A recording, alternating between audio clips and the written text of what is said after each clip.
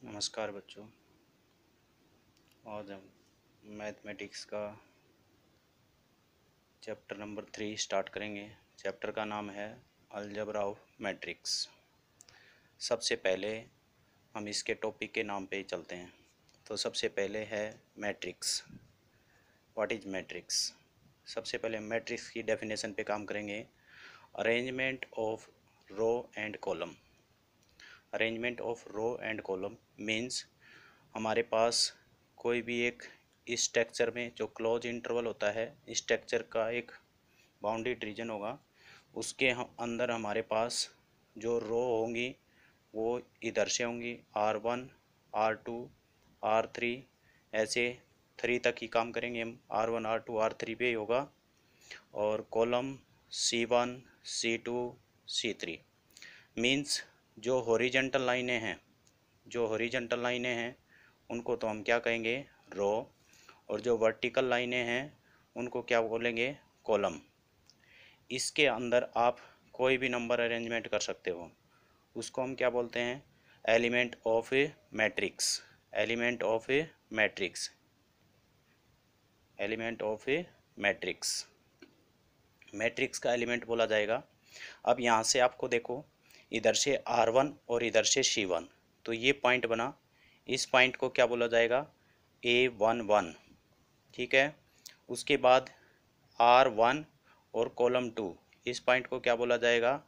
A12। यहाँ से ये क्या होगा? इधर से R1 और इधर से C3, तो ये क्या होगा? A13। अब अगले पे चलते हैं। ये R2 है और ये C1 है, तो ये क्या बनेगा? A21। और ये क्या बनेगा? A22 और A23। इधर से इसको देखेंगे तो यहाँ से क्या होगा? R3 और ये क्या है? C1, तो ये 31 और ये क्या होगा? A32, A33। इसका अर्थ ये हुआ, आप जो ये एलिमेंट ले रहे हो कोफिशिएंट स्मॉल लेटर से रिप्रेजेंट होगा, ठीक है। और मैट्रिक्स को हम कैपिटल लेटर से रिप्रेजेंट करेंगे। कैपिटल लेटर कोई भी हो सकता है, ABCDXYZ, ठीक है। तो स्मॉल लेटर में यहाँ हमने A11 लिखा है, A12 लिखा है, A31 लिखा है। इसका अर्थ समझेंगे। इसके अर्थ से क्या समझ में आया? A11 इसका अर्थ है फर्स्ट रो और फर्स्ट कॉलम। इसका अर्थ क्या है? 1-2 का अर्थ क्या है? फर्स्ट रो और सेकंड कॉलम, ठीक है। उसके बाद A31 का अर्थ क्या होगा आपके पास? थर्ड रो, R3 है और कॉलम क्या है? C1 है। इस तरह से ये एलिमेंट का अरेंजमेंट होगा, ठीक है।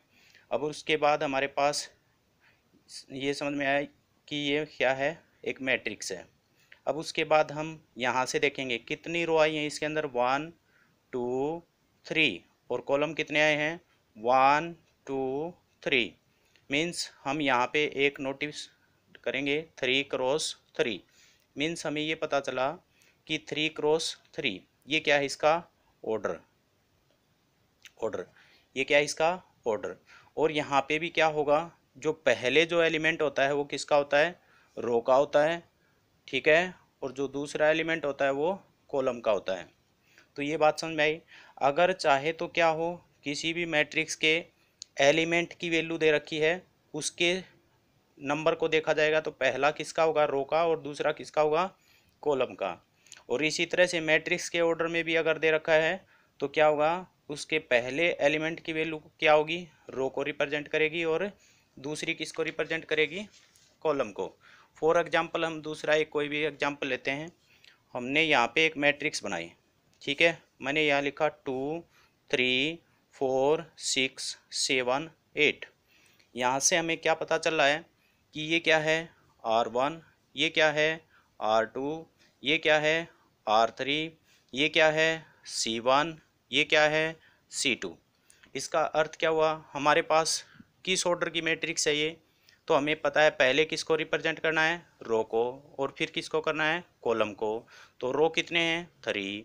कॉलम कितने हैं? 2। तो किस ऑर्डर की हुई? 2×3। तो ऑर्डर अगर पूछा जाए, ऑर्डर ऑफ मैट्रिक्स, अगर ऑर्डर ऑफ मैट्रिक्स पूछा जाएगा तो इसका अर्थ क्या हुआ? यहाँ से स्पीक्स को देख के हम बता सकते हैं क्या जो पहला एलिमेंट है वो रो का है और दूसरा एलिमेंट है वो किसका है, कॉलम का है। तो इस तरह से एक मैट्रिक्स की कंस्ट्रक्शन हमने बनाने सीखी। उसके बाद हमें आगे देखना है कि एक मैट्रिक्स में क्या खासियत होती है। मैट्रिक्स में ऑर्डर देखो, ऑर्डर कितना है 6, 2 × 3 कितना हुआ 6।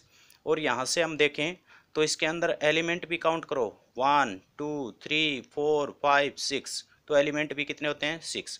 यानी कि ऑर्डर जितना होता है किसी मैट्रिक्स का उतना ही क्या होता है उसके अंदर एलिमेंट होते हैं। चाहे रो कम हो या कॉलम ज़्यादा हो या रो बराबर हो कॉलम के बराबर हो, कोई भी हो, दोनों रो बराबर भी हो सकती हैं, दोनों कॉलम भी बराबर हो सकती हैं, और रो और कॉलम की वैल्यू अलग अलग भी हो सकती है। इस बात पे हम आगे चर्चा करेंगे। ये इतनी बात क्लियर हो गई, ठीक है। उसके बाद हम काम करते हैं किस पे, matrix of type of matrix, ठीक है।